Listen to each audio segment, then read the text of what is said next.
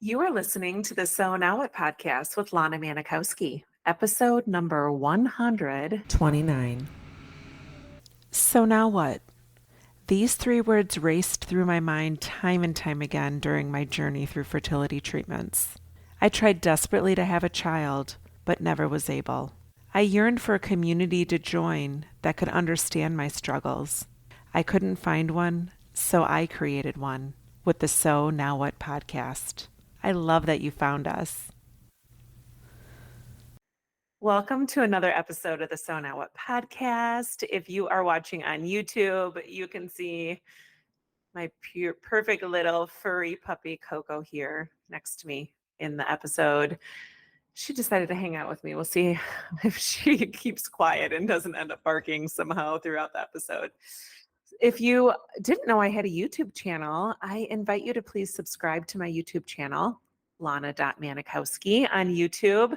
You'll know it's the right YouTube channel if I'm in a yellow shirt in my profile picture. If you come across the one with me with a red shirt on, that is not the one that I commonly update. That is an old, outdated version. So go to Lana.Manikowski on YouTube and you can watch me and probably hear some of my outtakes on these podcast episodes that don't get edited out. So there might be some funny blunders if you watch the episode on YouTube versus listening to it on the podcast. So before we get started, I wanted to remind you that I was asking last week for people to rate and review the podcast. Thank you to those who have. Your $5 Starbucks gift card is on its way to you. If you have yet to, please rate and review the So Now What podcast on whatever medium you listen to the podcast on. The reason I love for people to rate and review, obviously, because I want to know how the podcast is impacting you and if whether it's helpful, how it's helpful, if there's more things that you'd like to hear about during the podcast, all of those things are important to me. But most importantly, the more ratings and reviews that the podcast has, the more likely the algorithm gods will put this podcast in a search if somebody who is searching to create a life they love after finding out that they're unexpectedly not going to become a mom, they'll come across this podcast and hopefully find some opportunity to create a connection back to themselves, even if they can't have the children they dreamed of. This week, I'm going to talk about an important concept that I gathered during my advanced certification that I received in grief and post-traumatic growth. Did you know that I had an advanced certification in that? I don't feel like I talk about it as much as I should because, to my knowledge, I am the only coach in this space who has gone on to pursue an advanced certification in grief. The reason I decided to go after this certification is because I feel like there was so much of my story and so much of the feelings that I was having when I realized not only that I was infertile and had to go through fertility treatments, but more so when my journey ended without a child. I felt as though I was in severe grief, but because I had been aware that grief only was valid for people who lost something tangible, I didn't necessarily see myself fitting into that grief category or into this place of acknowledging that somebody who only ever lost a dream of motherhood could actually be grieving a dream. That's why I decided to pursue my advanced certification in grief and post-traumatic growth, because I feel like there's so many of us out there that are going through so much that feels like grief, but we don't know how to put words around it. And maybe we don't have the resources that we deserve in order to manage through that. So today's concept I'm going to talk to you about is going to be focusing on one of the most powerful words in grief. When you're thinking about this word, it's something that you use probably multiple times in a sentence in a day. And it's easy to spell. It only has 3 letters. The word is and, A-N-D. There's so many false binaries in grief that make it harder than it needs to be. I remember hearing, and you probably heard too, that you can either be sad that you couldn't become a mom, or you could be grateful that you don't have to raise a child in this world. And it's like, why does it have to be one or the other? Why does it have to be so binary? Can we just be sad that we couldn't become moms and also grateful that we don't have to navigate raising children in this crazy political climate and with these atrocities that are going on in the world and these things that feel so wrong and unjust and different than what life was like when we were kids or the things that we were experiencing? I wish that we didn't have to choose between being sad and being grateful.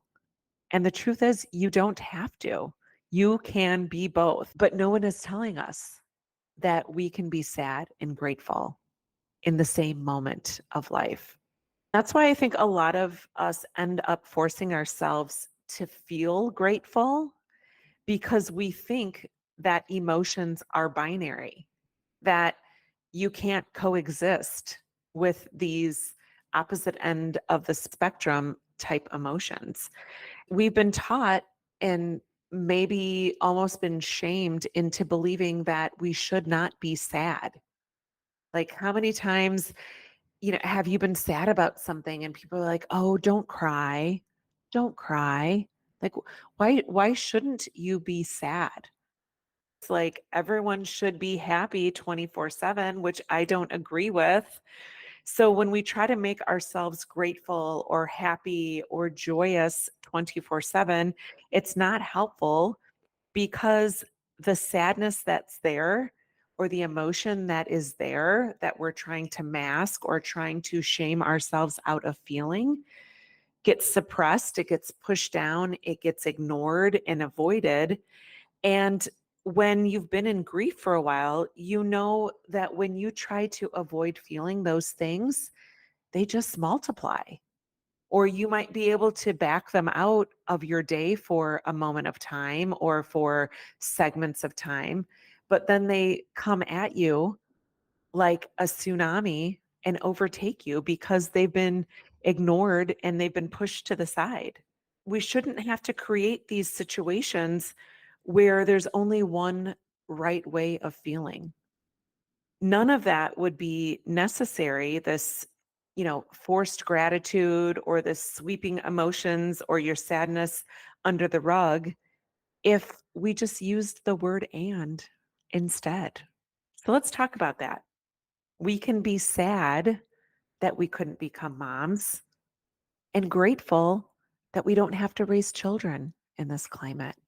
And in grief, there's room for everything that we feel. And you might not realize that grief doesn't have to be this thing that always feels heavy and wanting to keep you under the blanket during the day and want to keep you from going out and experiencing life because you're feeling grief. Grief can be associated with other things as well.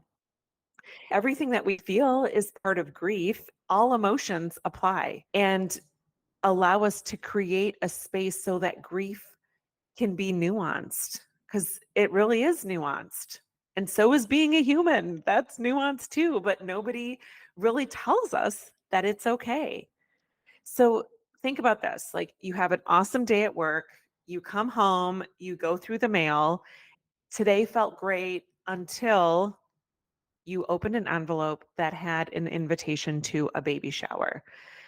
And then you started crying and you thought, I was doing so well until I cried. What if we replace the word until with the word and? And I was doing great today and I cried when I opened a baby shower invitation. And you made space for those tears. And it doesn't make tears wrong. You had a great day. Those things that were great that you were happy about and felt really meaningful and powerful throughout your day did not go away just because you got a baby shower invite. So you were doing great and you also cried. It's not either or. So here's another one. I was so proud of myself and then I got angry, as though you can't be proud of yourself and be angry at the same time. Let's swap it out and use and. So I was very proud of myself and I felt angry. Anger is just as much a part of a human experience as part of our grief experience and as any other emotion. So insert whatever emotion. Maybe you were having a great day and you came home and felt super deflated. Whatever the emotion is, you can feel both. You are entitled to feel both of those emotions. And it doesn't mean anything about you. And it doesn't mean that you can't be proud for feeling a feeling. This is another one that comes up a lot, that people feel lost without motherhood, but you're discovering strengths that you never knew you had. How about instead of but, we say, I sometimes feel lost without being a mom or without motherhood in my life. And I'm discovering strengths I never knew I had. Like both can coexist. You don't have to find strengths and avoid feeling lost. You can feel lost and also discover strengths that you never knew you had. So do you see how it just sort of like opens things up when you just add that and in there instead of but or then or until? It's kind of like everything before that just gets thrown out in the garbage and you just have to be this emotion that you don't feel proud of being. And I feel like it takes away so much of our story when we don't allow ourselves to coexist with these emotions.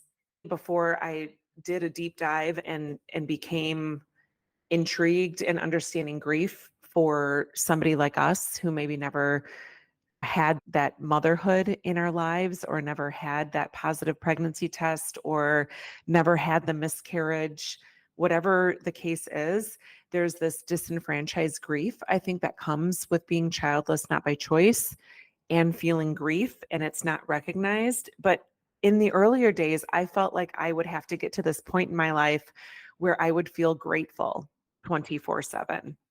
And I'm not exactly sure how I picked up on that. Somehow I learned that gratitude trumps all. And in order to truly love life, I have to be grateful every single moment of the day.